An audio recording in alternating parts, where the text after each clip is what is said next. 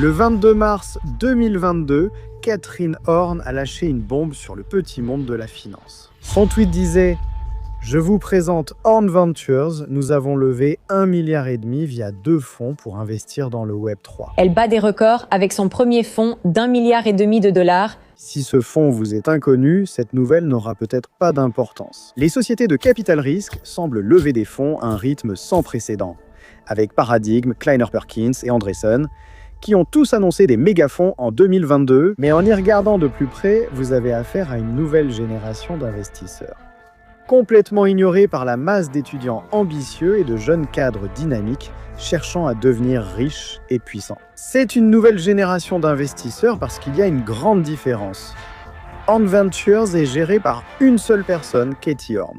Dans les institutions financières de haut niveau, la somme d'argent qu'une seule personne gère se situe dans la fourchette de plusieurs dizaines de millions. Environ 60 millions pour Andreessen Horowitz et un montant impressionnant d'environ 500 millions par employé chez le mastodonte Tiger Global. Mais ces chiffres font pâle figure à côté du 1,5 milliard que Katie Horn gère, d'autant plus qu'elle n'a pas besoin de passer par des comités d'investissement compliqués pour réaliser un investissement, contrairement aux autres sociétés d'investissement. Si Katie Horn dit d'y aller, on y va. Et il n'y a pas que Katie. Ces dernières années, de nombreux investisseurs individuels ont levé des sommes impressionnantes et ont acquis un pouvoir incroyable qui va de pair avec cela. C'est une histoire sur l'ascension des investisseurs solos, sur la façon dont ils vont changer le monde de la finance à jamais et sur les étapes qu'une jeune personne ambitieuse peut suivre pour devenir elle-même un investisseur solo un jour.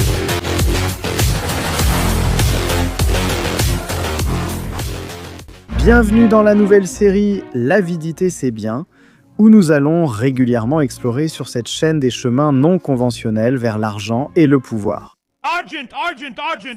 Harry Stebbings a commencé tout en bas, mais les dieux du capital investissement du Mont Olympe lui avaient accordé un don. Une profonde curiosité pour les startups et le capital risque. Quand Harry avait 19 ans, sa mère a eu du mal à payer ses soins de santé à cause de sa sclérose en plaques. Pour payer les frais médicaux, Harry a décidé de combiner sa passion pour le capital risque et ce nouveau phénomène qu'on appelait podcasting. Et il a lancé un podcast dans lequel il interviewait des investisseurs en capital risque et des fondateurs célèbres. Le podcast a rapidement permis de payer toutes les factures. Qu'est-ce qui vous a inspiré à construire un deuxième Krusty Krab juste à côté de l'original ? Non seulement il a interviewé des investisseurs très recherchés comme Fred Wilson, Marc Andreessen ou Justin Kan, mais ces épisodes de podcast ont été téléchargés des centaines de millions de fois. Il est un peu comme le MrBeast du capital risque, sauf qu'il est allé encore plus loin. Aujourd'hui, il est en fait considéré comme l'un des investisseurs en amorçage les plus prolifiques, et cela à seulement 25 ans. Sans aucun diplôme universitaire ni aucune entreprise prestigieuse sur son CV, il a levé un fonds de 140 millions de dollars américains l'année dernière. Juste lui, personne d'autre. C'est une taille impressionnante et cela représente un revenu solide pour un jeune de 25 ans. Combien gagne-t-il ? Bienvenue dans mon mini-tutoriel sur l'économie des fonds de capital risque ou comment devenir très riche grâce à un fonds de capital risque. Les fonds de capital risque adoptent souvent la structure de 20, courante aussi chez les fonds spéculatifs. 20 fait référence à une commission de 20% que le fonds de capital risque prend sur tout retour sur investissement. Par exemple, si une start-up dans laquelle le fonds a investi fait une introduction en bourse réussie. De 20. Alors, qu'en est-il du 2 ? 2 désigne des frais de gestion de 2% prélevés sur les actifs gérés. Donc avec Harry qui gère 140 millions de dollars américains, il serait payé 2,8 millions de dollars américains par an rien que pour gérer cet argent. Dès qu'un fonds dépasse les 100 millions, les frais de gestion commencent à devenir assez lucratifs. Peu importe que vos investissements soient réussis ou non, c'est gagnant-gagnant pour le capital risqueur. Nice. Harry est juste un petit acteur dans cette nouvelle catégorie d'investisseurs émergents qu'on appelle les investisseurs solos. Leurs caractéristiques ? Ils sont les seuls associés gérants de leur fonds. C'est pourquoi la marque du fonds est souvent directement liée à l'individu. Ils gèrent beaucoup plus d'argent que les business angels. Leurs fonds se chiffrent en dizaines et centaines de millions. C'est pourquoi ces individus sont en concurrence directe avec les grandes sociétés de capital risque établies. Mais si l'exemple de Harry Stebbings vous impressionne et que vous êtes prêt à devenir un capital risqueur solo maintenant, écoutez, Harry est encore un petit chimpanzé. Capital risqueur solo. Harry n'est même pas le plus gros acteur. Il y a des gorilles bien plus imposants dans la jungle où il évolue. Josh Buckley, l'unique associé gérant de Buckley Ventures, s'est fixé un objectif de 500 millions de dollars américains pour son troisième fonds principal. Les fonds 1 et 2 gérèrent déjà des centaines de millions. Elad Gil, ancien PDG de Color Genomics, est aussi un investisseur de tout premier plan. On disait qu'il était en train de lever un fonds de 620 millions de dollars américains en août 2021, après avoir levé 300 millions un an plus tôt, en 2020.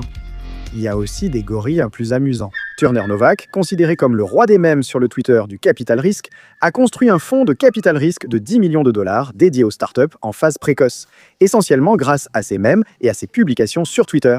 Tout est possible dans le merveilleux monde de la finance. Et maintenant, nous voyons les premiers investisseurs solo à 1 milliard de dollars. Oren Zivl, ce giga-investisseur, a été associé commandité chez Apex, une société de capital investissement, et a commencé à investir de manière indépendante à partir de 2007. Aujourd'hui, il gérerait plus d'1 milliard d'actifs sous gestion et mène fréquemment des tours de table, même à un stade avancé. Et maintenant, la giga-investisseuse Cathy avec 1,5 milliard dans le premier fonds. Cela signifie qu'elle peut gagner 30 millions de dollars américains par an en frais de gestion rien qu'en gérant simplement cette masse d'argent. Comment nomme-t-on une femelle d'eau argentée ? Bref, si maintenant vous commencez à envisager sérieusement de devenir un investisseur solo comme option de carrière, voyons pourquoi les investisseurs solo réussissent et comment vous pouvez en devenir un aussi. Mais avant tout, gagnent-ils vraiment ? AngelList, une plateforme que j'ai également utilisée pour faire quelques investissements comme Business Angel, s'est penchée sur la question. Ils ont analysé les revalorisations par rapport au niveau de référence, c'est-à-dire le taux auquel un certain ensemble de transactions a été revalorisé au-delà de ce qu'on attendrait d'un ensemble de transactions comparables en stade et en période sur la plateforme AngelList. C'est une mesure du niveau récent de surperformance d'un portefeuille de capital risque.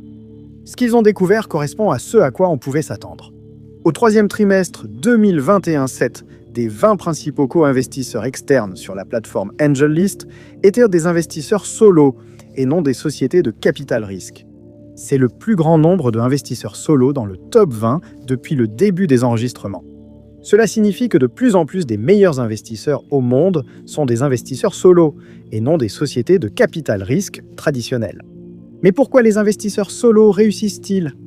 La finance et le capital risque sont, dans un certain sens, des secteurs très traditionnels. Si un certain groupe d'individus parvient à obtenir un immense succès en faisant les choses d'une manière fondamentalement différente, cela signifie que le système présentait auparavant de graves défauts qui ont maintenant été corrigés par les nouveaux venus. Passons au cœur de cette vidéo. Comment les capital risqueurs solo réussissent et comment vous pouvez le devenir. Beaucoup de personnes qui regardent cette vidéo travaillent ou rêvent de travailler dans ce secteur. Ou vous rêvez simplement d'argent et de pouvoir. La façon d'y parvenir n'a pas vraiment d'importance. Quoi qu'il en soit, il y a de fortes chances qu'à un moment donné, vous investissiez dans des startups ou des entreprises pour accroître votre richesse. Voici ce que les capital risqueurs indépendants comme Harry Stebbings font différemment pour décrocher les meilleures affaires et lever d'énormes sommes d'argent auprès d'autres personnes. Leçon numéro 1, soyez rapide. Bertrand Betta est associé dans un fonds de capital risque. Il tombe sur une affaire qui lui plaît vraiment. Une start-up qui propose des cours d'arts martiaux pour chiens. Il est enthousiaste pour cette opportunité, mais doit d'abord assister à de nombreuses réunions avec ses collègues associés avant qu'il ne puisse décider d'investir. À ce stade, Harry a déjà donné sa confirmation au PDG de la start-up. Harry ne rend de compte à personne. S'il aime une start-up, il investira sur le champ. Quel alpha! Leçon numéro 2, sois empathique. Bertrand Betta a un sacré CV. Il est allé à Harvard, a travaillé dans une banque d'investissement de premier plan et a lancé une start-up à un moment de sa carrière. C'était il y a déjà 18 ans et ce fut un échec total. S'il est honnête, il l'a fait surtout parce que c'était à la mode. Et s'il ne devenait pas riche, il pourrait toujours rejoindre une société de capital risque. C'est exactement ce qui s'est passé. Maintenant, entre 2 séances de méditation et une balade en Porsche, il donne des conseils non sollicités à les entreprises de son portefeuille. Harry, quant à lui, est un battant. Ce gars-là sait ce qu'il faut pour créer une entreprise. Non seulement il a fait de son podcast la plateforme médiatique la plus populaire dans le domaine du capital risque, mais il a aussi lancé un fonds tout seul, en gérant d'innombrables tâches administratives, en recrutant des gens, et ainsi de suite. Harry sait ce que ça fait quand un fondateur dans lequel il a investi traverse des difficultés. Et les fondateurs aiment cela. Leçon numéro 3, spécialisez-vous. Bertrand Betta est plutôt quelqu'un d'important. Regardez son diplôme de Harvard, son passage chez Morgan Stanley et la Patek qu'il arbore. Des heures interminables d'études de cas, de réflexion stratégique et de séminaires de finance incarnés en une seule personne. Tout ce prestige et ce savoir-faire en stratégie de haut niveau seront sûrement précieux pour les startups dans lesquelles il investit. Sauf que ça ne le sera pas. Harry n'a jamais vu une université prestigieuse de l'intérieur. Et en ce qui concerne les banquiers prestigieux, il partage le point de vue de Chamal. Les banquiers sont assez malins pour être cupides, mais pas pour être utiles. Mais il est peut-être l'une des personnes les plus compétentes sur cette planète à qui parler du développement de la distribution et de la visibilité en ligne. Cette connaissance est précieuse pour la plupart des startups où il investit. Harry est un polymathe qui possède 3 ou 4 domaines de connaissances approfondies. Ce n'est pas un généraliste qui connaît un peu de tout, mais rien en profondeur. Et la dernière leçon. Leçon numéro 4. Sois un véritable influenceur. Bertrand Betta n'a jamais rien fait pour construire sa marque personnelle. Au mieux, il se contentait d'aimer les publications LinkedIn de ses patrons lorsqu'il était en banque d'investissement. Harry a évidemment construit une énorme audience grâce à son podcast. Cette audience est très précieuse pour les startups qui veulent promouvoir leurs propres produits ou services. Ainsi, les startups préfèrent Harry aux investisseurs en capital risque traditionnel. Avant que quelqu'un qui regarde ceci ne subisse un traumatisme émotionnel, j'exagère évidemment un peu pour faire passer mon message. Il existe d'excellents fonds de capital risque et surtout les plus grands et les plus célèbres existent depuis des décennies pour une bonne raison. Bref, quand vous prenez toutes ces informations et que vous les condensez, vous obtenez 3 façons de devenir un capital risqueur solo. La première consiste entièrement à miser sur les mêmes.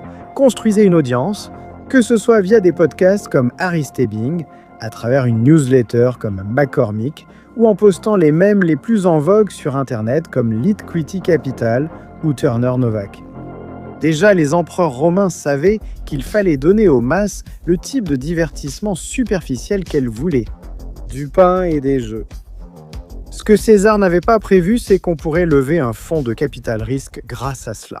Les deuxième et troisième méthodes ressemblent à la façon traditionnelle de débuter une carrière dans le capital risque. Vous travaillez dans un fonds prestigieux ou une grande institution technologique, puis partez lancer votre carrière de capital risqueur indépendant, comme l'a fait Cathy Horn. Pas de parcours dans des institutions de second rang ou hors du premier cercle, d'accord ?